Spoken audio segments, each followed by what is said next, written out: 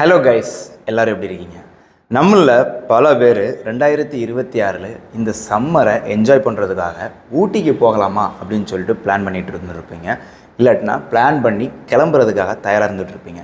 நீங்கள் ஊட்டிக்கு ஃபேமிலியாக ட்ரிப் போகிறீங்க அப்படின்ட்டு சொல்லியாச்சுன்னா அதுக்கு முன்னால் நான் சொல்லக்கூடிய சில இம்பார்ட்டன்ஸ் பாயிண்ட்ஸை நோட்ஸ் எடுத்துக்கோங்க. ஏன்னா நான் ஏர்லி சம்மர்லேயே ஊட்டிக்கு எப்படி இருக்குது அப்படின்னு சொல்லிட்டு பார்க்குறதுக்காக, அந்த கிளைமேட் என்ஜாய் பண்ணுறதுக்காக நான் ஃபேமிலியோடு போயிருந்தேன். ஸோ அப்படி ஃபேமிலியோடு போயிருந்தப்போ எனக்கு இருந்த ஒரு ட்ரூத் எக்ஸ்பீரியன்ஸை நான் உங்கள்கிட்ட ஷேர் பண்ணுறதுக்காக இந்த வீடியோவில் வந்திருக்கிறேன். ஸோ இந்த வீடியோவை கடைசி வரைக்கும் பாருங்கள். பார்க்குறதுக்கு முன்னால் மறக்காமல் சப்ஸ்கிரைப் பண்ணிவிட்டு பாருங்கள். ஸோ நான் என்னுடைய ஃபேமிலியோடு நான் ட்ரிப்பை ஸ்டார்ட் பண்ணும்போது காரில் தான் பிளான் பண்ணியிருந்தேன். ஸோ 3 நாள் பிளான் பண்ணியிருந்தேன். அதாவது 3 நைட்ஸ் வந்து நம்ம ஊட்டியில் ஸ்டே பண்ணுவோம் அப்படின்னு சொல்லிட்டு பிளான் பண்ணி ஸ்டெர்லிங் ரிசார்ட்டில் நான் வந்து புக் பண்ணியிருந்தேன். ஸோ ரிசார்ட்டில் புக் பண்ணுறதுக்கு பார்த்தீங்கன்னா நான் கிரெடிட் கார்ட்ஸில் இருக்கக்கூடிய பாயிண்ட்ஸ்லாம் யூஸ் பண்ணி தான் நான் புக் பண்ணேன். ஸோ அது சம்மந்தமான ஒரு வீடியோ உங்களுக்கு வேணும்னு சொன்னீங்கன்னா சொல்லுங்கள், அது தனியாகவே ஒரு வீடியோ பண்ணுறேன். ஸோ ஏன்னா அதை பற்றி இப்போ நம்ம பேசணுன்னா நம்ம சப்ஜெக்ட்டுக்குள்ளேயே போக முடியாது. ஸோ அதை நம்ம ஸ்கிப் பண்ணிவிட்டு டேரெக்டாக நான் ஸ்டெர்லிங் ரிசார்ட்டுக்கு போனதுக்கு அப்புறம் என்ன நடந்துச்சு அப்படிங்கிறத நான் உங்கள்கிட்ட ஷேர் பண்ணுறேன். ஸோ ஊட்டியில் கீழே இருந்து பார்த்தீங்க அப்படின்னு சொல்லியாச்சுன்னா, அதாவது கோயம்புத்தூரை தாண்டி மேட்டுப்பாளையத்தை தாண்டினதோட ஊட்டியில் பார்த்தீங்கன்னா என்ட்ரன்ஸ்லேயே நமக்கு வாட்டர் பாட்டில்ஸை அலோவ் பண்ணலை. ஸோ 5 லிட்டர் கேன் வச்சுருந்தீங்கன்னா நீங்கள் வண்டியில் வச்சுக்கோங்க, வாட்டர் பாட்டில் நாட் அலோட் அப்படின்னு சொல்லிட்டாங்க. அதுக்கு முன்னால் ரொம்ப இம்பார்ட்டண்டான பாயிண்ட்டு, நாம் பாஸ் கண்டிப்பாக வெப்சைட்டில் எடுத்து வந்துருக்கணும். கவர்மெண்ட்டுடைய வெப்சைட்டில் ஊட்டி பாஸ்ன்னு சொல்லிட்டு கூகுளில் போட்டாலே வருது. அது சம்மந்தமான ரீல்ஸ் ஏதாவது வேணும்னாலும் சொல்லுங்கள், நான் பண்ணுறேன். ஸோ பாஸ் நான் எடுத்து வச்சுருந்தேன் அப்படிங்கிறதுனால எனக்கு ரொம்ப ஈஸியாகவே அந்த டோல்கேட்டை நான் ட்ரான்ஸ் அவுட் பண்ணிட்டேன். அப்படி ஒருவேளை நீங்கள் பாஸ் எடுக்காமல் போயிட்டீங்கன்னு சொல்லியாச்சுனாலும் நோ ப்ராப்ளம். அந்த டோல்கேட்லேயே ஒரு சென்டர் போட்டிருக்கிறாங்க, இசேவை மையம் மாதிரி இருக்குது. அதில் நீங்கள் என்ன பண்ணிக்கலாம், பாஸை நீங்கள் எடுத்துக்கிட்டு ட்ராவல் பண்ண ஆரம்பிச்சிடலாம். ஸோ அதில் தேவையில்லாமல் ஒரு 1/2 மணி நேரம் வேஸ்ட் ஆகுது அப்படிங்கிறத தான் இந்த இடத்துல மென்ஷன் பண்ணுறேன். So pass is mandatory. Water bottle கண்டிப்பாக நீங்கள் 1 litre 2 litre water bottle, plastic bottle நீங்கள் எடுத்துகிட்டு போகக்கூடாது. ஸோ ஒருவேளை உங்களுக்கு நீங்கள் வந்து ஃபேமிலியாக போகிறீங்கன்னா கண்டிப்பாக நீங்கள் வந்து ஏதாவது ஸ்டீல் பாட்டில்ஸ் வச்சுருந்தீங்கன்னா பெட்டர். ஸோ அதை வச்சுட்டு அதில் ஊற்றிட்டு நீங்கள் வந்து தாராளமாக வந்து மேலே வரைக்கும் போய்க்கலாம். பட் அப்படின்னு இல்லை, அந்த டோல்கேட்டை தாண்டதுக்கப்புறம் நிறைய கடைகள் இருக்குது, அதில் 5 லிட்டர் கேன் கிடைக்கு. இந்த கேனை வாங்கி நம்ம பாட்டிலில் ஊற்றிக்கிட்டு, ஸ்டீல் பாட்டிலில் ஊற்றிக்கிட்டு ஃபில்அப் பண்ணிட்டு போய்க்கலாம். நீங்கள் ஃபேமிலியாக போகிறதுனால இதை நான் ரொம்ப நோட்டபுளாக சொல்கிறேன். ஸோ அது மட்டும் இல்லாமல் நம்ம அதை டோல்கேட்டை தாண்டினதுக்கப்புறம் நமக்கு போகிற வழிகள்லாம் நல்ல ஸ்பேசியஸாக இருக்குது. இதுக்கு முன்னால் மாதிரிலாம் இல்லை, ரோடை ரொம்ப சூப்பராகி வச்சுருக்கிறாங்க. ஸோ நார்மலாக ஓரளவு இன்டர்மீடியட்டாக இருக்கிறேன் நான் டிரைவிங்கில் அப்படின்ட்டு சொல்கிறவங்க கூட ஓட்டுற அளவுக்கான பாதைகள் வந்து ரொம்ப சூப்பராக வச்சுருக்கிறாங்க. பட் என்ன தான் இருந்தாலும் கீழே இறங்கி வரக்கூடிய பேருந்துகளாக இருக்கட்டும், அதாவது பஸ்ஸாக இருக்கட்டும், லாரியாக இருக்கட்டும், கொஞ்சம் வேகமாக தான் வராங்க. ஸோ கவனமாக போகணும் அப்படின்னு சொல்லியாச்சுன்னா ஈஸியாக நம்ம போய் வந்து ஊட்டி அச்சீவ் பண்ண முடியுது. ஸோ நான் ஊட்டிக்கு போனதோடைய ஸ்டெர்லிங் ரிசார்ட்டில் போய் தங்க போயிட்டேன். ஸோ ஃபஸ்ட்டு எனக்கு ஸ்டெர்லிங் ரிசார்ட் பார்த்தீங்கன்னா ரூம்லாம் கொஞ்சம் கிளாசிக் ரூம் தான் எடுத்திருந்தேன், ஏன்னா கொஞ்சம் ப்ரைஸ் ஜாஸ்திங்கிறதுனால ரூம் ஒரு மாதிரி தான் இருந்துச்சு. பட் ரிசார்ட் எனக்கு வந்து ரொம்ப சூப்பராக இருந்துச்சு. ரிசார்ட்டை பற்றியே பெருசாக பேசலாம், பட் அதை ஸ்கிப் பண்ணிடுவோம். ஸோ ஊட்டிக்கு போனதோடய நான் வந்து என்னுடைய ஐட்டினரியில் பார்த்தீங்க அப்படின்னு சொல்லியாச்சுன்னா, ஃபஸ்ட்டு டே வந்து பைக்காரா ரோடை வந்து கவர் பண்ணிடணும் அப்படின்னு சொல்லிட்டு நான் முடிவு பண்ணியிருந்தேன். ஊட்டியினுடைய சென்ட்ரு பாயிண்ட்டை கவர் பண்ணுறதுக்கு நான் வந்து பிளான் பண்ணல. ஸோ பைக்காரா சைடில் என்னெல்லாம் இருக்கோ அதெல்லாம் கவர் பண்ணிடுவோன்னு பார்த்தோன்னா அதில் எனக்கு ஒரு 4 பிளேஸ் வந்து எனக்கு ஐட்டினரியில் வந்துருந்துச்சு. ஃபஸ்ட்டு வந்து பார்த்திங்கன்னா பைன் ஃபாரஸ்ட்டு, அது பைக்காரா ரோட்டில் தான் இருந்துச்சு. ஸோ பைன் ஃபாரஸ்ட்டை போய் நான் வந்து நல்ல ஃபேமிலியோட என்ஜாய் பண்ணுறதுக்கு வந்து நான் என்ன ஃபஸ்ட்டு ஐட்டினரியில் ஃபஸ்ட்டு பிளேஸை நான் சூஸ் பண்ணிக்கிட்டேன். டிராஃபிக் ஜாஸ்தி தான், பார்க்கிங் கிடைக்கிறது ரொம்பவே கஷ்டமாக இருந்துச்சு பைக்காரால். அது மட்டும் இல்லாமல் அங்கே வந்து டிக்கெட் எடுத்து தான் உள்ளே போகணும். ஸோ ஒரு ஆளுக்கு வந்து 20 ரூபா அப்படிங்கிற விதத்தில் கேட்டிருந்தாங்க. நைஸ், அதை நம்ம வந்து வரிசையில் நின்று டிக்கெட் எடுத்து உள்ளே போயிட்டோம். ஸோ பைக்காராவுக்குள்ளே பார்த்தீங்கன்னா பைக்காராவை பற்றி நிறைய வீடியோஸ் வந்து யூடியூப்பில் ஆல்ரெடி போட்டிருக்கிறாங்க. ஸோ பைக்காரில் கொஞ்சம் நேரம் உட்காந்து ஃபீல் ஃப்ரீயாக இந்த கிளைமேட்டை என்ஜாய் பண்ண முடியுது, ப்ளஸ் சீனரிஸை கொஞ்சம் என்ஜாய் பண்ண முடியுது. பைக்காரா லேக் வந்து பார்த்தீங்க அப்படின்னு சொல்லியாச்சுன்னா அந்த அளவுக்கு கொஞ்சம் நீட்னஸாக இல்லை. பைக்காரா லேக்குன்னு கிடையாது, பைன் ஃபாரஸ்டினுடைய லேக்குன்னு ஒன்று இருக்குது. அதுலேயே அந்த பைன் ஃபாரஸ்டினுடைய அந்த லேக் கொஞ்சம் க்ளீனிங்காக இல்லை. ஆனால் அதில் கால்லாம் வைக்க முடியாது, கையெல்லாம் வச்சு தொட்டு பார்க்க முடியாது. அப்படி புல்வெளியில் உட்காந்துக்கிட்டு கொஞ்சம் நேரம் ரசிக்கலாம். ஸோ அந்த மாதிரி இருந்துச்சு. ஸோ அதை முடிச்சுட்டு, அதாவது பைன் ஃபாரஸ்ட்டை முடித்ததோடையே நான் அடுத்து வந்து சூஸ் பண்ணியிருந்தது வந்து பார்த்தீங்கன்னா பைக்காரா பார்க்குன்னு சொல்லிட்டு ஒன்று வந்து அந்த போகிற வழியிலே இருந்துச்சு. அதை வந்து வென்லாக் பார்க் அப்படின்னு சொல்லிட்டு சொன்னாங்க. ஸோ அந்த பார்க்கு போய் நம்ம பார்ப்போம் அப்படின்னு சொல்லிட்டு பார்க்கும்போது அதில் எனக்கு பெருசாக எதுவுமே தெரியலை. செகண்டாக இருந்த ஐட்டினரியில் செகண்டாக இருந்த பிளேஸு. பட் அந்த நல்ல உயரமாக இருக்குது, கொஞ்சம் க்ரீனிஷாக இருந்தால் கூட சூப்பராக இருக்கும் போல். பட் மேலே போய் நின்று பார்க்கலாம் அப்படிங்கிற மாதிரி இருந்தாங்க. ஸோ எனக்கு அதில் இன்ட்ரெஸ்ட் இல்லை, பிள்ளைங்களெல்லாம் கூப்பிட்டு அவ்வளோ தூரத்துக்கு போக முடியுமாங்கிறது தெரியலன்னு சொல்லிட்டு நம்ம பைக்காரா லேக்குக்கு போவோம் அப்படின்னு சொல்லிட்டு அங்கேருந்து கண்டினியூ ஆகி லேக்கை பார்த்து போய்கிட்டு இருந்தேன். ஸோ பைக்காரா லேக்கில் வந்து நமக்கு போட்டிங் இருக்குது அப்படின்னு சொல்லியிருந்தாங்க. லேக் ரொம்ப பார்க்குறதுக்கு சூப்பராக இருக்கும், ஒரு டேம்னுடைய பேக் வியூ அப்படின்னு சொல்லியிருந்தாங்க. ஸோ போகிற வழியில் ஒரு டேமையும் நம்மளால் பார்க்க முடியுது, 2 டேமை பார்க்க முடியுது. ஒன்று வந்து காமராஜர் டேம்னு சொல்லிட்டு ஒன்று, அதை நம்ம உள்ளே போய் பார்க்க முடியாது. ஒரு டேம் வந்து கரண்ட்லாம் வந்து உற்பத்தி பண்ணக்கூடிய ஒரு டேம் மாதிரி அழகாக ஃபனல்ல இருந்து தண்ணி விழுகிற மாதிரிலாம் கொஞ்சம் சீனரிஸ் நல்லா இருந்துச்சு. ஸோ அந்த டேமை தாண்டுறதுமே பைக்காரா ஃபால்ஸ் வந்துடுச்சு. பட் நம்ம வந்து லேக்குக்கு தானே போகணும் அப்படின்னு சொல்லிட்டு ஃபால்ஸை தாண்டி நான் லேக்குக்கு போயிடுவேன்னு சொல்லிட்டு லேக்குக்கு போனேன். பட் அன்ஃபார்ச்சுனேட்லி ஏர்லி சம்மர் தான், பட் அங்கே வந்து ஸ்பீட் போட் கிடையாது அப்படின்னு சொல்லிட்டாங்க. ரெண்டாவது பயங்கர கூட்டமாக இருக்குது, நீங்கள் உள்ளே போனீங்கன்னாலும் உங்களால் வந்து பார்க்க கூட முடியாது, காரை பார்க் கூட பண்ண முடியாது அப்படின்னு சொல்லிட்டு என்ட்ரன்ஸ்லேயே சொல்லிட்டாங்க. இதை போட்டு நம்ம பார்த்துக்கிட்டு என்னட்டு அப்படின்னு சொல்லிட்டு அதை ஸ்கிப் பண்ணிவிட்டு சரி பைக்காரா ஃபால்ஸுக்கு போவோம் அப்படின்னு சொல்லிட்டு பைக்காரா ஃபால்ஸுக்கு வண்டியை திருப்பிட்டேன். அங்கேயுமே பார்க்கிங்க்கு பெரிய கெடுபிடி தான். நம்ம லக்குக்கு ஏதாவது ஒரு பார்க்கிங் கிடச்சிதுன்னா ஃப்ரீ பார்க்கிங் தான் இருந்துச்சு. அங்கே ஏதாவது பார்க்கிங் கிடச்சிதுன்னா பெட்டர். அதே மாதிரி வந்து பைன் ஃபாரஸ்ட்லேயும் ஃப்ரீ பார்க்கிங் தான், எதுவும் காசு கேட்கல. பைக்காரா ஃபால்ஸ்லேயும் வந்து ஃப்ரீ பார்க்கிங் தான், எதுவும் காசு கேட்கல. ஸோ பைக்காரா ஃபால்ஸுக்கும் நம்ம வந்து போயிட்டோம். பட் அங்கே போனோம்னா ஃபாரஸ்ட்டே வந்து என்ன பண்ணியிருக்காங்கன்னா பைக்காரா ஃபால்ஸுக்கு கூட்டு போகிறதுக்குன்னு சொல்லிட்டு ஒரு பக்கி மாதிரி வந்து எலக்ட்ரிக் பக்கி வந்து அரேஞ்ச் பண்ணியிருக்காங்க. அதில் ஒரு ஆளுக்கு 20 ரூபா அப்படின்னு சொல்லிட்டு சொன்னாங்க. அதுக்கு ஒரு பெரிய வரிசை நிற்குது. சரி ரொம்ப தூரம் உள்ளே போகணும் போல் அப்படின்னு சொல்லிட்டு நானும் ஃபேமிலியோடு நின்றுட்டேன். ஒரு 1/4 மணி நேரம் நின்றதுக்கப்புறம் நமக்கு ஒரு பக்கி கிடச்சிது. அந்த பக்கிலையும் அடிபுடி சண்டை போட்டு தான் ஏற வேண்டியது இருந்துச்சு. ஃபேமிலியோடு போகும்போது அது ஒரு பெரிய தொந்தரவாக இருந்துச்சு. ஒரு அரேஞ்ச்மெண்ட் ப்ராப்பராக இல்லை ஃபாரஸ்டினுடைய அரேஞ்ச்மெண்ட்டு. பட் இருந்தாலும் அவங்க முயற்சி பண்ணுறாங்க அந்த க்ரௌடை கண்ட்ரோல் பண்ணுறதுக்கு. பட் அங்கே நம்ம மக்கள் கோஆப்ரேஷன்ஸுங்கிறது வந்து ப்ராப்பராக இல்லை. பட் அந்த பக்கியை பிடிச்சி நம்மளும் ஏறி போயாச்சுன்னா பக்கியில் ஏறின அடுத்த 3-4 நிமிஷத்துலேயே வந்து பைக்காரா ஃபால்ஸில் கொண்டு போய் விட்டாங்க. என்னடா இது அதுக்குள்ளே வந்து போச்சு, இதுக்கு நம்மளே நடந்து போய் இருந்திருக்கலாமே அப்படிங்கிற மாதிரி இருந்துச்சு. பட் சரி ஃபால்ஸுக்கு போகணும்னு சொல்லிட்டு ஃபால்ஸுக்கு உள்ளே இறங்கி அவங்க இறக்கி விட்டதுலேருந்து என்ட்ரன்ஸ்லேருந்து நம்ம உள்ளே நடந்தோம்னா அது ஒரு 300-400 மீட்டர் நடக்க வேண்டியது இருக்குது. பட் பிரமாதமான ஃபால்ஸ். அந்த கரண்ட் தயாரிக்கிறாங்கன்னு சொன்னோம் பார்த்தீங்களா, அந்த ஒரு டேம், அந்த டேம்லேருந்து திறந்து விடக்கூடிய தண்ணி தான் அந்த ஃபால்ஸ் வழியாக போகுது. பார்க்குறதுக்கே ரொம்ப அருமையாக இருந்துச்சு. அதெல்லாம் ரொம்ப பார்க்க வேண்டிய இடம். அதில் கொஞ்சம் உயரமான ஒரு ஸ்பாட்லாம் இருக்குது. ஏறிப்போ இருந்து அந்த ஃபால்ஸை ரசிக்கும் போது உண்மையிலே ரொம்ப அற்புதமாக இருந்துச்சு. அதை ஃபேமிலியோட ரசிக்கும் போது இன்னும் பிரமாதமாக இருக்கும் அப்படிங்கிறத மாற்றிக்கிறதே கிடையாது. அந்த ஃபால்ஸை பார்த்து முடிச்சுட்டு வந்ததுக்கப்புறம் மறுபடியும் வந்து அந்த வண்டியை விட்ட இடத்துக்கு வரணும் அப்படின்ட்டு சொல்லியாச்சுன்னா அதுக்கு நாம் வந்து மறுபடியும் அதே பைக்கில் வந்து நம்ம வரிசையில் நின்று அதுக்கு டிக்கெட் எடுத்து தான் போகணும். பைக்காரா ஃபால்ஸுக்கும் டிக்கெட்டு ஒரு ஆளுக்கு 20 ரூபா உள்ளே போய் பார்க்குறதுக்கு. ஸோ மறுபடியும் பைக்காக நிற்பமான்னு யோசிச்சுட்டு இருக்கும்போது டக்குன்னு எனக்கு தோணுச்சு ஒரு 300 மீட்டர் தான் வந்த மாதிரி தெரிஞ்சது. பேசாமல் நடந்தா என்ன அப்படின்னு சொல்லிட்டு நடந்தால் டக்குன்னு வந்து நான் வண்டியை விட்ட இடத்துக்கு வந்துட்டேன். இதுக்கு தான் நம்ம வந்து பைக்கிக்கு அவ்வளோ நேரம் நின்னோமா, மொத்தமே 10 நிமிஷம் தான் ஆச்சு எனக்கு. பட் வரிசையில் நின்றுட்டு இருந்தவங்க அப்பவும் நின்றுட்டு தான் இருந்துகிட்டு இருந்தாங்க. ஸோ நடந்து வர்றதும் நடந்து போகிறதும் ரொம்ப பெஸ்ட்டு. ஸோ பைக்காரா ஃபால்ஸுக்கு நீங்கள் ட்ரை பண்ணுறீங்கன்னா பைக்கி வேணும்னா ஃப்ரீயாக இருந்துச்சுன்னா சூஸ் பண்ணிங்க, இல்லாட்டினா ஜஸ்ட் ஒரு வாக் போங்க. வாக் போகிறது ரொம்ப சூப்பராக இருக்குது. அதை முடிச்சுட்டு நான் அதுக்கப்புறம் மறுபடியும் வந்து சரி அந்த வென்லாக் பார்க்கை வந்து கவர் பண்ணுமான்னு பார்த்தேன். எனக்கு மறுபடியும் வென்லாக் பார்க்கை பார்க்கறதோட கூட்டம் ஜாஸ்தியாக இருந்துச்சு. ஆனால் அங்கே எதுவும் எனக்கு வந்து ஒர்த்தபுளாக தெரியலை. ஸோ அதோட அந்த 1 டே வந்து நான் வந்து ஃபினிஷ் பண்ணிட்டேன். அதுக்கப்புறம் அந்த டே வந்து ரூமுக்கு நான் அந்த டே கம்ப்ளீட் பண்ணிவிட்டு ரூமுக்கு வந்துட்டேன். ஸோ இதில் என்னென்னா நான் ஸ்டெர்லினில் புக் பண்ணியிருந்தது ரூம் மட்டும்தான். ரெஸ்டாரண்ட் எதையுமே நான் வந்து இது பண்ணலை, அதாவது ஃபுட் எதையுமே நான் வந்து புக் பண்ணல. ஏன்னா ஒரு ஆளுக்கு 2000 ரூபாய் வந்து அங்கே சார்ஜ் பண்ணியிருந்தாங்க. அது எனக்கு வந்து தேவையில்லாத மாதிரி தெரிஞ்சுது. நாங்கள் என்னுடைய ஒய்ஃபு என்னுடைய குழந்தைங்கன்னு கம்பேர் பண்ணும்போது மொத்தமே 4 பேர் தான். 1000 ரூபாயிலேயே வந்து ஒரு நேரம் சாப்பாடை ரொம்ப கிராண்டாக முடிக்க முடியும், ஏதாவது ஒரு இடத்துல போய் சாப்பிட்டா அப்படின்னு சொல்லிட்டு மைண்ட் செட் பண்ணியிருந்தேன். ஸோ ஆஃப்டர்நூன் லஞ்ச் வந்து அந்த டேயில் வந்து பார்த்திங்கன்னா மார்னிங் வந்து பிரேக்ஃபாஸ்ட்டு வந்து எடுக்கணும்னு நினச்சிட்டு இருந்தோம். பட் 10 மணிக்கு மேலே தான் நம்ம கிளம்பணும் அப்படிங்கிறதுனால பிரேக்ஃபாஸ்ட் எடுக்க முடியல. பட் அந்த போகிற வழியில் ஒரு நல்ல ஒரு குட்டியாக வந்து ரோடு சைட்லேயே வந்து ஒரு ரெஸ்டாரண்ட் இருந்துச்சு. அங்கே ஏன் ட்ரை பண்ணக்கூடாதுன்னு ட்ரை பண்ணேன். ரொம்ப அற்புதம், வெஜ்ஜு மட்டும்தான் வச்சுருந்தாங்க. ரொம்ப அற்புதமான ஒரு எங்களுக்கு ஒரு சாப்பாடு கிடச்சிது. அது ஒரு 300-400 ரூபாயிலே அந்த சாப்பாடு முடிஞ்சிருச்சு. அதுக்கப்புறம் எங்களுக்கு மதியம் பசிக்கவே இல்லை. டேரெக்டாக பைக்காரா ரோட்ஸை ஃபுல்லும் கம்ப்ளீட் பண்ணிவிட்டு ஈவினிங் ரூமுக்கு வந்ததுக்கப்புறம் தான் யோசித்தோம் நைட்டு டின்னருக்கு என்ன பண்ணலாம் அப்படின்னு சொல்லிட்டு. சரி நம்ம வண்டி எடுத்துகிட்டு சிட்டிக்குள்ளே போயிடுவோம் அப்படின்னு சொல்லிட்டு ரூமுக்கு வந்து ரெஃப்ரெஷ் ஆகிட்டு அன்றைக்கி நைட்டே வந்து சிட்டிக்குள்ளே போனோம்.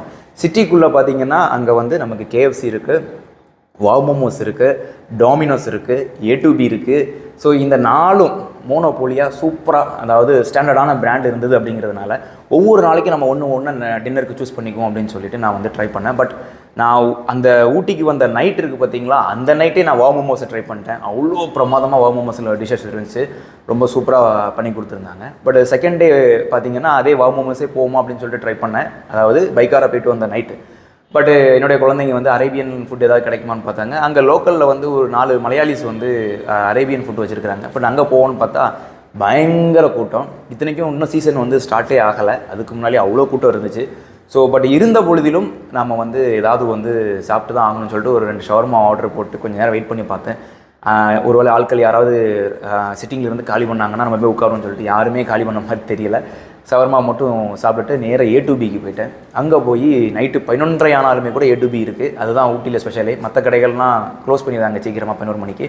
A2Bயில் அருமையான ஒரு தோசையும் அருமையான ஒரு பரோட்டாவும் கொஞ்சம் டீயும் காஃபியும் குடிச்சிட்டு அங்கேருந்து நான் வந்து அந்த பைக்காராக போன அந்த டேயை வந்து நீட்டாக கம்ப்ளீட் பண்ணிட்டேன். ஸோ செகண்ட் டே பார்த்தீங்க அப்படின்ட்டு சொல்லியாச்சுன்னா என்ன பிளான் பண்ணியிருந்தேன் அப்படின்னா, நம்ம வந்து ஊட்டி சிட்டியை வந்து நம்ம வந்து ரவுண்ட் பண்ணி பார்ப்போம். அதாவது குறிப்பாக பார்த்தா அந்த சாக்லேட் ஃபேக்ட்ரிஸ் இருக்கும், தொட்டபெட்டா இருக்கும்.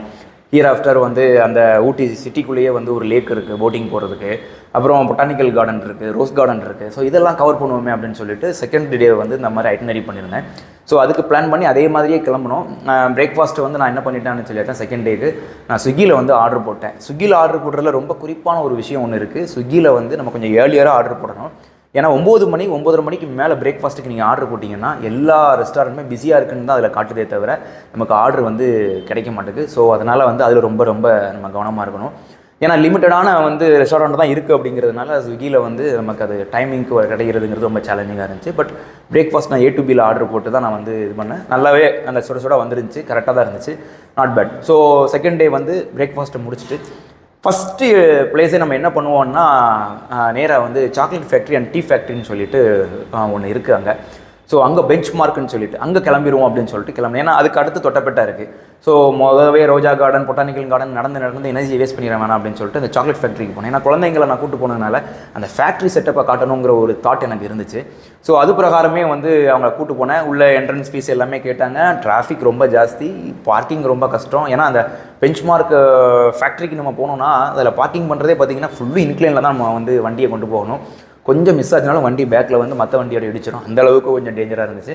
பட் உங்களுக்கு நல்ல வண்டி ஓட்ட தெரியும்னா நிச்சயமாக அந்த பெஞ்ச் மார்க்கினுடைய ஃபேக்ட்ரியை வந்து நம்ம வந்து பார்க்கணும். பார்க்கிங் பண்ணிவிட்டு என்ட்ரி ஃபீஸ் மட்டும் நம்ம வந்து கொடுத்துட்டு உள்ளே போய் பார்த்தோம்.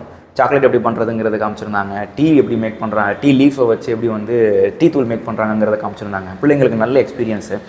சாக்லேட் ஃப்ரீயாக ஒரு 2 சாக்லேட் கொடுத்தாங்க பிள்ளைங்களுக்கும். சரி, எல்லாருக்கும் வந்தவங்க எல்லாத்துக்குமே கொடுத்தாங்க.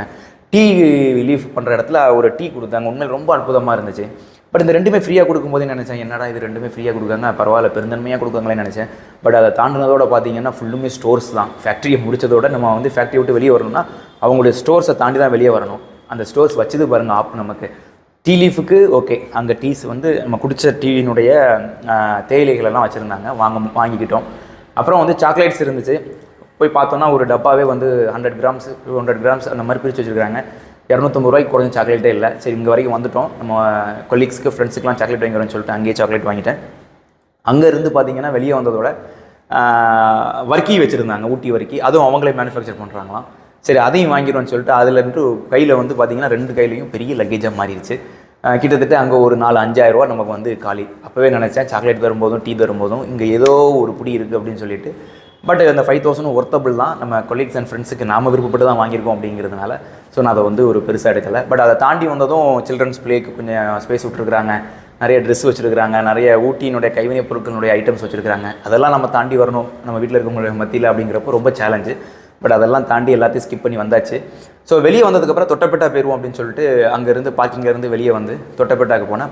தொட்டபெட்டாவுக்கு போகிற இடத்துல, தொட்டபெட்டான்னு இல்லை, ஊட்டியில் எங்கே போனாலும் நமக்கு வந்து போகிற இடங்கள்லாம் ஊட்டிலே விளையக்கூடிய கேரட்டு, பீட்ரூட்டு இந்த மாதிரி நிறைய வச்சுருக்காங்க. ஸோ கேரட்டு வாங்கி சாப்பிடுவோம்னு சொல்லிட்டு கேரட்டு வாங்கி சாப்பிட்டு பார்த்தோம். ரொம்ப அற்புதமாக இருந்துச்சு. அதெல்லாம் நீங்கள் ட்ரை பண்ணி பார்க்கணும் கண்டிப்பாக. ஸோ அதை முடிச்சதோட நேற்று நாங்கள் வந்து தொட்டபெட்டாவுக்கு வந்துவிட்டோம். So Doddabetta is a very great place. But crowd ஜாஸ்தி, பார்க்கிங் கிடைக்கிறது ரொம்ப கஷ்டம். பட் இருந்தாலும் ஊட்டி வரைக்கும் வந்துட்டு தொட்டபெட்டாவை பார்க்காம போனால் அதை விட ஒரு இது வேறு எதுவுமே இருக்காது அப்படின்னு சொல்லிட்டு, ஏன்னா நம்ம பாட்டில் கூட கேட்டுப்பட்டிருக்கோன்னு, தொட்டபெட்டா மேலே நின்று முட்டை போராட்டா அப்படின்னு சொல்லிட்டு பாட்டெலாம் கேட்டிருக்கோம். அப்படிங்கப்போ தொட்டபெட்டா போகாமல் இருக்கலாமா அப்படின்னு சொல்லிட்டு போயிட்டோம்.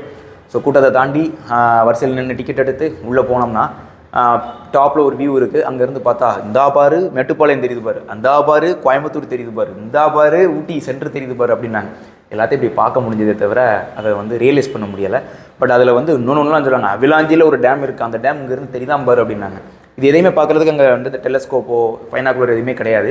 நம்மள்ட்ட இருந்துச்சுன்னா பெட்டர். பட் என்கிட்ட வந்து S23 அல்ட்ரா இருந்ததுங்கிறனால நல்லா ஜூம் பண்ணி அழகாக பார்த்தேன். மேபி அதுதான் மேட்டுப்பாளையமோ அப்படின்னு சொல்லிட்டு அப்படி மைண்ட் செட் பண்ணிக்கிட்டு பார்த்தேன். ஸோ பிள்ளைங்களுக்கு நல்ல ஒரு என்ஜாய்மெண்ட். ஏன்னா பிள்ளைங்களுக்கும் வந்து இங்கேருந்து பார்த்தா இத்தனை கிலோமீட்டர் தெரியுமாப்பா அப்படின்லாம் கேட்டாங்க. ஸோ நல்ல ஃபோட்டோஸ் எடுத்துக்கிட்டாங்க. நம்ம மக்கள் ஓரளவு அங்கே கோஆப்ரேஷன் பண்ணாங்க. மோர் ஓவர் ஊட்டிக்கு வந்திருக்கக்கூடிய மக்கள் பார்த்திங்கன்னா மலையாளிஸ் வந்திருக்கிறாங்க, ப்ளஸ் வந்து நார்த் சைட்லேருந்து வந்திருக்கிறாங்க. நம்ம தமிழ் பீப்புள்ஸ் வந்திருக்கிறது ரொம்ப குறைவாக தான் இருந்துச்சு. பட் அங்கே தொட்டப்பட்டா முடிச்சதுக்கப்புறம் அப்புறம் அங்கேருந்து கீழே இறங்கி மதியானம் ஆயிடுச்சு எங்களுக்கு, ஏதாவது சாப்பிடுவோமா அப்படின்னு சொல்லிட்டு யோசிக்கும் போது இறங்கும்போது பார்த்தீங்கன்னா அந்த பெஞ்ச் மார்க்குங்கக்கூடிய அந்த டீ ஃபேக்ட்ரியை தாண்டி தான் நம்ம மறுபடியும் வந்து சிட்டிக்குள்ளே போகணும். அங்கே வந்து ஒரு தேயிலை கார்டன் இருந்துச்சு. அங்கே ஃபீஸ் கட்டி நம்ம வந்து ஃபோட்டோஸ் எடுத்துக்கலாம் அப்படின்னு சொல்லிட்டு சொன்னாங்க. சரி, நாம் ஒரு தேயிலை கார்டனுக்கு போனோம்னா அது முதல்ல பாதுகாப்பாக இருக்கணும், அதில் உள்ள பூச்சி கீச்சி நின்றக்கூடாது. அதனால் ஒருத்தர் ஃபோட்டோ எடுக்கிறதுக்குனே கார்டன் போட்டு வச்சுருக்காரு. அங்கே போய் நம்ம நல்ல ஃபோட்டோஸ் எடுத்துக்குவோன்னு சொல்லிட்டு அங்கே போய் நல்ல ஃபோட்டோஸ் எடுத்தோம். ரொம்ப சூப்பராக இருந்துச்சு. 40 ரூபா கேட்டாங்கன்னு நினைக்கிறேன் ஒரு ஆளுக்கு.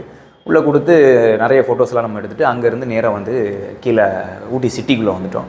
சிட்டிக்குள்ளே வந்து பிள்ளைங்க பிரியாணி சாப்பிடணும்னு சொல்லிட்டு ஆசைப்பட்டாங்க. பட்டு ஊட்டிலலாம் வந்து நம்ம நினைக்கிற மாதிரிலாம் பிரியாணி கிடையாது. காலித்து பிரியாணி, ஆசிஃப் பிரியாணி இது இருக்குது, முறையான பார்க்கிங் இல்லாமல் இருக்குது. ஸோ அதனால் நான் அதெல்லாம் வந்து ப்ரிஃபர் பண்ணிக்கிடலை. ஸோ செகண்ட் டேயில் நான் என்ன பண்ணிட்டேன் அப்படின்னு சொல்லியாச்சுன்னா, பிள்ளைங்களுக்கு வருத வழியிலேயே கொஞ்சம் நூடுல்ஸ் ஏதாவது வாங்கி கொடுப்போன்னு சொல்லிட்டு நிறைய நூடுல்ஸ் கடைகள் இருந்துச்சு, வாங்கி கொடுத்து பொட்டானிக்கல் கார்டனுக்குள்ளே கூட்டு போயிடுவோம் அப்படின்னு சொல்லிட்டு அங்கே போனேன். பயங்கர எக்ஸ்பெக்டேஷனோட பொட்டானிக்கல் கார்டனுக்குள்ளே போனோம். போகிற வழியெல்லாம் வந்துட்டு பொட்டானிக்கல் கார்டன் பக்கத்தில் பார்க்கிங் பண்ணுறதுக்குலாம் இடம் கிடையாது. கொஞ்சம் தள்ளி போனால் தான் பார்க்கிங் பண்ணணும். 1/2 கிலோமீட்டர் தள்ளி விட்டு தான் பார்க்கிங் பண்ண வேண்டியது இருந்துச்சு. பார்க்கிங் பண்ணிவிட்டு நடந்து உள்ளே போயாச்சுன்னா, உள்ளே போனதோடய சொல்லிட்டாங்க உள்ளே வந்து ஒரு கண்ணாடி பார்க்குன்னு ஒன்று இருக்கும், அது வந்து மெயின்டெனன்ஸில் இருக்குது, பார்க்க முடியாது அப்படின்னு சொல்லி. சரி பரவாயில்லன்ட்டு ஒரு ஆளுக்கு 25 ரூபாய் என்னமோ கேட்டாங்க. போகிற இடமெல்லாம் டிக்கெட்டு தான் கொடுத்து நம்ம டிக்கெட் எடுத்து உள்ளே போயாச்சு அப்படின்னு சொல்லியாச்சுன்னா, ஸ்டெர்லின் ரிசார்ட்டில் நான் பார்த்த அந்த கார்டன் அளவு கூட எனக்கு பொட்டானிக்கல் கார்டனில் பெருசாக பார்க்க முடியலை. ஒருவேளை நான் அந்த ஸ்டெர்லிங் ரிசார்ட் கார்டனை பார்த்ததுனால எனக்கு பொட்டானிக்கல் கார்டன் பிடிக்கலையா, இல்லாட்டினா பொட்டானிக்கல் கார்டன் அவ்வளோதானா அப்படிங்கிறது எனக்கு தெரியலை. கார்டனில் பெரிய லான் இருக்குது, நல்ல கிராஸை ஒரு ரூட் பண்ணி நல்லா அழகாக ஒரு பெரிய பார்க் மாதிரி இருக்குது. அதில் பிள்ளைங்கள்லாம் உருண்டு விளாண்டுட்டு இருக்கிறாங்க. விசித்திரமான பூவை பார்த்தோம், விசித்திரமான மரத்தை பார்த்தோம் அப்படிங்கிற மாதிரிலாம் எனக்கு வந்து பெருசாலாம் ஒன்றுமே தெரியலை. எனக்கு எக்ஸ்பீரியன்ஸ் பண்ண தெரியலங்கிறது தெரியலை. பட் என்னுடைய ரியல் எக்ஸ்பீரியன்ஸ் தான் நான் உங்கள்கிட்ட ஷேர் பண்ணுறேன். மேபி உங்களுக்கு அது பிடிக்கலாம். பட் என்னுடைய சஜஷன் அந்த இடத்துல என்ன சொல்ல வார் அப்படின்னு சொல்லியாச்சுன்னா, பொட்டானிக்கல் கார்டன்லையும் ரோஸ் கார்டன் நான் போகவே இல்லை. பொட்டானிக்கல் கார்டனில் டைம் ஸ்பெண்ட் பண்ணுறதுக்கு அதுக்கு பதிலாக இன்னொரு கார்டன் வந்து நியர்பைலேயே வந்து கொடுத்துருக்குறாங்க. ஸோ அந்த கார்டனுடைய நேமை நான் வந்து கொடுக்குறேன். டக்குன்னு நான் சொல்லும்போது அந்த கார்டன் நேம் எனக்கு ஞாபகத்துக்கு வர மாட்டேங்குது. ஞாபகம் வந்தால் நான் வீடியோலேயே சொல்கிறேன். ஸோ அந்த கார்டன் ப்ரைவேட் கார்டன், ரொம்ப அற்புதமாக பண்ணி வச்சுருக்காங்க. பட் நான் அதுக்கு போகலை, ஏன்னா எனக்கு டைம் வந்து அமையலை. ஸோ பொட்டானிக்கல் கார்டனை வந்து அந்த கார்டனை அப்படி சுற்றி பார்த்தாலே எங்களுக்கு எல்லாத்துக்கும் வந்து ரொம்ப எனர்ஜி ட்ராப் ஆகி, சரி உடனே நம்ம வெளியே கிளம்பிடுவோம் அப்படின்னு சொல்லிட்டு நேராக நாங்கள் வந்து போட்டிங் போவோம்னு சொல்லிட்டு போட்டிங் கிளம்பி வந்தோம். போட்டிங் வரும்போது ஈவினிங் ஒரு 4-5 மணி இருக்கும். சரியான கூட்டம் போட்டிங்க்கு. பார்க்கிங் பண்ணவும் இடம் இல்லை, என்ட்ரன்ஸ்லையும் பயங்கர கூட்டம். என்ட்ரன்ஸில் இருந்து போட்டிங்க்கு ஒரு பார்க் வச்சுருக்காங்க, அதுக்குள்ளே போனாலும் அங்கே பயங்கர கூட்டம். அந்த பார்க்குள்ளே போனதுக்கப்புறம் தான் போட்டிங்க்கு நம்ம டிக்கெட் எடுக்க முடியும். அந்த டிக்கெட் எடுக்க போகிற இடத்துலையும் கூட்டம், போட்டிங்க்கு உள்ளே இறங்குற இடத்துலையும் கூட்டம் பயங்கர கூட்டம். ஸோ நம்ம பார்த்துட்டு மட்டும் அடுத்த வேலையை பார்த்துருவோம் அப்படின்னு சொல்லிட்டு போட்டிங்கை மட்டும் இப்படி பார்த்துக்கிட்டே இருந்தோமே தவிர, ஏன்னா போட்டிங் எப்போனாலும் வந்து நம்ம பண்ணிக்கலாம், நாட்டே மேட்டர் அப்படின்னு சொல்லிட்டு. பட் நீங்கள் போட்டிங்க்கு பிளான் பண்ணுறீங்கன்னா, ரொம்ப ஏர்லி மார்னிங்கே நீங்கள் பிளான் பண்ணிங்கன்னா மேபி உங்களுக்கு கூட்டமே இல்லாமல் ஜாலியாக போட்டிங் பண்ண முடியுங்கிறத மாற்றுக்கிறதே கிடையாது. ஸோ இந்த ஊட்டியில் இந்த போட்டிங் போய் முடிஞ்சதோடையே நாங்கள் அடுத்து அன்னைக்கு டாமினோஸ் போய் பிள்ளைங்களுக்கு பீஸா வாங்கி கொடுப்போம் அப்படின்னு சொல்லிட்டு டாமினோஸ் போனேன். டாமினோஸில் ஒரு பெரிய பிரச்சனை என்னென்னா, 8 to 9 மணிக்குள்ளே உள்ளே வந்தால் மட்டும்தான் உங்களுக்கு பீஸா கிடைக்கும், இல்லாட்டினா பீஸா கிடைக்காது. அப்படியே நீங்கள் பீஸா ஆர்டர் போட்டிங்கன்னு சொல்லியாச்சுன்னா 3/4 மணி நேரம் கழிச்சு தான் உங்களுக்கு பீஸா கிடைக்கும். இதுதான் டாமினோஸுடைய ரூல், வேறு வழியே கிடையாது ஊட்டியில், சரியா? ஏன்னா அங்கே மேன் பவர் ஷிப் அப்படி தான் இருக்குது. அவங்களுக்கு வேறு என்ன பிரச்சனை அப்படிங்கிறது தெரியல. ஆனால் கூட்டம் நிறையவே வருது. இவங்களுடைய லேட்னால அந்த டாமினோஸ் பீஸாவில் வந்து பெரிய சேல்ஸ்லாம் ஒன்றும் ஆகிற மாதிரி தெரியல. பட் அந்த பீஸாவும் சரி, அங்கே அந்த கார்லிக் பிரெட்டும் சரி ரொம்ப அற்புதமாக இருந்துச்சு. ஸோ அன்றைக்கி நைட்டு டின்னர் பீஸா சாப்பிட்டுட்டு நேராக நாங்கள் ரூமுக்கு போயிட்டோம். ஸோ ரூமுக்கு போயிட்டு அன்றைக்கி டேயை வந்து கம்ப்ளீட் பண்ணி தூங்கியாச்சு. அதுக்கு அடுத்த நாள் எங்களுக்கு அங்கேருந்து கிளம்பக்கூடிய நாள். ஸோ அதுக்கு அடுத்த நாள் நாங்கள் அங்கேருந்து கிளம்புறதுக்கு எல்லாமே திட்டவட்டமாக வந்து பிளான் பண்ணுறதுக்கு முன்னாலே நாங்கள் என்ன பண்ணிட்டோம் அப்படின்னு சொல்லியாச்சுன்னா, அந்த முந்தின நைட்டு ஃபயர் கேம்ப் நடக்கும்னு சொல்லியிருந்தாங்க. ஸ்டெர்லிங் ரிசார்ட்டில் ஃபயர் கேம்ப் எப்படியா நம்ம பார்க்கணும் அப்படின்னு சொல்லிட்டு நாங்கள் முயற்சி பண்ணியிருந்தோம். ஸோ நைட்டு ஃபயர் கேம்ப் நடத்தினாங்க ஸ்டெர்லிங் ரிசார்ட்டில். ரொம்ப அற்புதமாக இருந்துச்சு. ஸ்டெர்லிங் ரிசார்ட்டில் நாங்கள் அனுபவிக்காத ஒன்றே அங்கே இருக்கக்கூடிய ஃபுட்டு மட்டும்தான். மற்ற பிரகாரம் ரிசார்ட்டை ரொம்ப ஜாலியாக என்ஜாய் பண்ணோம். வெறும் கிளாசிக் ரூம் தான் போட்டோம். கிளாசிக் ரூமே எனக்கு வந்து 3 நாளைக்கு கிட்டத்தட்ட அரௌண்ட் ஒரு 35,000 வந்துச்சு. பட் இருந்தாலும் எனக்கு அந்த ஊட்டியில் அந்த ஸ்டெர்லிங் ரிசார்ட்டில் இருந்ததுனால எனக்கு அந்த ஊட்டியவே முழுசாக என்ஜாய் பண்ண ஒரு ஃபீல் இருந்துச்சு. என்னையை பொறுத்தளவில் நீங்கள் ஊட்டிக்கு யாராவது பிளான் பண்ணுறீங்கன்னு சொல்லியாச்சுன்னா மோர் ஓவர் ஸ்டே கேஸ் மாதிரி நீங்கள் பிளான் பண்ணுங்கள். நீங்கள் சுற்றி பார்க்கணுங்கிற மாதிரி பிளான் பண்ணிங்க அப்படின்னு சொல்லியாச்சுன்னா ரொம்ப செலக்டடான இடங்களை மட்டும் நீங்கள் வந்து சுற்றி பாருங்கள். அதுதான் என்னையை பொறுத்தளவில் சஜஷன். மற்ற பிரகாரம் நீங்கள் வந்து ரூம்லேயே வந்து அந்த கிளைமேட்டை என்ஜாய் பண்ணுறது தான் பெஸ்ட்டுன்னு எனக்கு தோணுச்சு. டாய் ட்ரெயின்லாம் போகணுன்னு நினச்சோம். பட் எனக்கு பிளானில் நான் ஐட்டினரியில் அதை வைக்கல. ஏன்னா அதுக்கு ரொம்ப பெரிய ரூல்லாம் சொன்னாங்க. 4 மணி நேரம் 3 மணி நேரம் அதில் ட்ராவல் பண்ணணும். திருப்பி ட்ராவல் பண்ணி டெஸ்டினேஷன் பேஸுக்கு மறுபடியும் வர்றதுக்கு மறுபடியும் வேறு எதாவது ட்ராவல் பண்ணணும். நம்ம பிள்ளைங்களை வச்சுக்கிட்டு அதெல்லாம் சுத்தமாக பிளான் பண்ண முடியாது அப்படின்னு சொல்லிட்டு நான் அதை ஒதுக்கி தள்ளிட்டேன். ஸோ இந்த 3 டேயில் எனக்கு நடந்த விஷயங்களை தான் நான் உங்கள்கிட்ட ஷேர் பண்ணியிருக்கேன். இதில் குறிப்பாக இப்போ நீங்கள் நோட் பண்ண வேண்டிய விஷயம் என்ன அப்படின்ட்டு சொல்லியாச்சுன்னா, வாட்டர் அங்கே 5 லிட்டர் கேனாக தான் கிடைக்கும். ஸோ அதனால் ஒன்று வாங்கி நம்ம காரில் வச்சுருப்போம், தூக்கி கொடுக்க முடியாது. அதனால் நம்ம ஸ்டீல் பாட்டில்ஸ் நீங்கள் கண்டிப்பாக கையில் வச்சுருந்துருக்கணும். 2வது, நீங்கள் நல்ல ரூமை நீங்கள் புக் பண்ணிக்கங்க. ரூம் புக் பண்ணும்போது ரொம்ப பட்ஜெட்டபிளாக புக் பண்ணுறேன்னு சொல்லிட்டு உங்களுடைய டூர் மூடையே நீங்கள் ஸ்பாயில் பண்ணிடாதீங்க. ஸோ நான் ஸ்டெர்லின் மாதிரி புக் பண்ணுங்கன்னு சொல்லலை. நீங்கள் புக் பண்ணுறதுக்கு முன்னால் நல்ல சீனரிஸ் இருக்கிற மாதிரி இடமா இருக்கா, நல்லா டைம் ஸ்பெண்ட் பண்ணுற மாதிரி இடமா இருக்கா அப்படிங்கிறதெல்லாம் நல்லா பார்த்துக்குங்க. 3வது, நீங்கள் எதெல்லாம் ஸ்கிப் பண்ணணும் அப்படிங்கிறத நீங்கள் முதல்ல ஐட்டினரியில் பிளான் பண்ணிக்கங்க. பொட்டானிக்கல் கார்டனை நீங்கள் ஸ்கிப் பண்ணுறதுக்கு ட்ரை பண்ணலாம். பட் நான் இப்போ தான் ஃபஸ்ட் டைம் வரேன் பார்க்கணும் அப்படின்னு சொல்லியாச்சு, வேறு வழியே கிடையாது, ஊருக்கு போனால் கேவலப்படுத்திடுவாங்க அப்படிங்கிற மாதிரி இருக்குன்னா நீங்கள் பொட்டானிக்கல் போய் பாருங்கள். பட் உள்ளெல்லாம் போய் ரோமிங் பண்ணிங்கன்னா உங்களுக்கு கால் வலி பிச்சிரும். ஹியர் ஆஃப்டர் நம்ம வென்லாக் பார்க்குன்னு சொல்லிட்டு ஒன்று சொன்னோம் பார்த்தீங்களா, பார்க்குறதுக்கு ஒன்றுமே இல்லை, ஜஸ்ட் ஒரு பீக் தான். அதெல்லாம் ஸ்கிப் பண்ணுறதுங்கிறது ரொம்ப நல்லது. வாட்டர் ஃபால்ஸை கட்டாயமாக பாருங்கள். அந்த லேக்கில் போட்டிங் கிடச்சிதுன்னா, அதாவது பைக்காரா லேக்கில் உங்களுக்கு போட்டிங் கிடச்சிதுன்னா பெஸ்ட்டு. பட் கிடைக்கல. ஸோ இந்த மாதிரி ஐட்னரி பிளான்ஸை நீங்கள் 3 டேஸ் பிளான் பண்ணி நீங்கள் வச்சுக்கிட்டீங்கன்னு சொல்லியாச்சுன்னா பெஸ்ட்டாக ஊட்டியை நீங்கள் எக்ஸ்ப்ளோர் பண்ணலாம். ஃபுட்டு நிச்சயமாக ஊட்டியில் கிடைக்கிறது ரொம்ப கஷ்டம். ஃபுட்டை சாப்பிட போகிற இடத்துல கேஎஃப்சிக்கோ மோமோஸ்க்கோ போகணுன்னா பார்க்கிங் பண்ணணும். பார்க்கிங் பண்ணுறதுக்கு பார்த்திங்கன்னா 1 மணி நேரத்துக்கு 60 ரூபா. ஸோ அந்த ஜென்ரல் பார்க்கிங் ஒன்று ரோட்லேயே இருக்கும், அது முனிசிபாலிட்டி பார்க்கிங்கு. பட் அதில் உங்களுக்கு இடம் கிடைக்கலன்னா நீங்கள் திணற வேண்டாம். ப்ரைவேட் பார்க்கிங் நிறைய இருக்குது. 1 மணி நேரத்துக்கு 40 ரூபான்னு சொல்லிட்டு சொல்கிறாங்க. ஆனால் ப்ரைவேட் பார்க்கிங் நைட்டு 9:30 மணி வரைக்கும் தான். 9:30 மணிக்கு மேலேனா கதவை பூட்டிட்டு போயிருந்தான். ஸோ அதனால் அதில் குறிப்பாக கவனிக்க வேண்டியது இருக்கும். டின்னருக்கு போகிறவங்க ப்ரைவேட் பார்க்கிங்கில் விட்டிங்கன்னா 9:30 வண்டியை வெளியே எடுக்கிறதுக்கு முயற்சி பண்ணுங்கள். ஸோ இது எல்லாமே நீங்கள் நோட் பண்ண வேண்டிய முக்கியமான பாயிண்ட்ஸ். இந்த 2026 நீங்கள் ஊட்டிக்கு பிளான் பண்ணுறீங்கன்னா அதிகமாக வெளியே சுற்றுறதுக்கு பிளான் பண்ணாமல் ஏதாவது ஒரு 2-3 ஐட்டனரியை நீங்கள் சூஸ் பண்ணி அந்த பிளேஸில் போய் அந்த சீனரிஸை என்ஜாய் பண்ணணும், அங்கே ரொம்ப நேரம் நம்ம உட்காந்துருக்கணும் அப்படிங்கிற மாதிரி திட்டமிட்டு அதில் ஃபோட்டோஸ்லாம் எடுத்து ஜாலியாக ஃபேமிலியோட டைம் ஸ்பெண்ட் பண்ணிங்கன்னா ரொம்ப பெட்டராக இருக்கும் அப்படிங்கிறதான் என்னுடைய குறிப்பு. ஃபேக்ட்ரி கண்டிப்பாக பார்க்க வேண்டிய ஃபேக்ட்ரி தான், சாக்லேட் ஃபேக்ட்ரி இதெல்லாமே. ஸோ இதெல்லாம் உங்கள் ஐட்னரியில் நீங்கள் ஆட் பண்ணிக்கங்க. சேஃபாக ட்ராவல் பண்ணுங்கள். திருப்பி நான் அங்கேருந்து கீழே இறங்கும் போதும் எனக்கு ரோடு நல்ல பெருசாக இருந்துச்சு அப்படிங்கிறதுனால பொறுமையாக அழகாக கீழே இறங்கிட்டேன். வண்டி ஆக்சிலரேஷனே பண்ணலை, அது வாட்டு சங்கன்னு கீழே வந்துக்கிட்டே இருந்துச்சு. பிரேக்கிங் மட்டும் நல்ல கண்ட்ரோல்டாக இருந்தாலே போதும். ஸோ இதுதான் நான் ஊட்டிக்கு போய்ட்டு வந்த எக்ஸ்பீரியன்ஸ். உங்களுக்கு ஏதாவது இந்த ஊட்டி போகிறதுக்கு முன்னால் ஏதாவது உங்களுக்கு டவுட்ஸ் இருந்துச்சுன்னா நீங்கள் கமெண்ட்டில் சொல்லுங்கள், நான் கண்டிப்பாக ரிப்ளை பண்ணுறேன். ஸோ 2026 ஃபேமிலியோட வெக்கேஷனை என்ஜாய் பண்ணுறதுக்காக ஊட்டிக்கு பிளான் பண்ணக்கூடியவங்க எல்லாத்துக்கும் என்னுடைய மனமார்ந்த வாழ்த்துக்கள். இது மாதிரி ட்ரூத்மேன்ஷிப் ரிவ்யூக்காக நீங்கள் என்னைய தவறாமல் சப்ஸ்கிரைப் பண்ணி வச்சுக்கோங்க. அடுத்தடுத்து நிறைய வீடியோஸை என்னுடைய எக்ஸ்பீரியன்ஸ்லேருந்து உங்களுக்கு கொடுக்கறதுக்காக காத்துட்ருக்கிறேன். பாய்.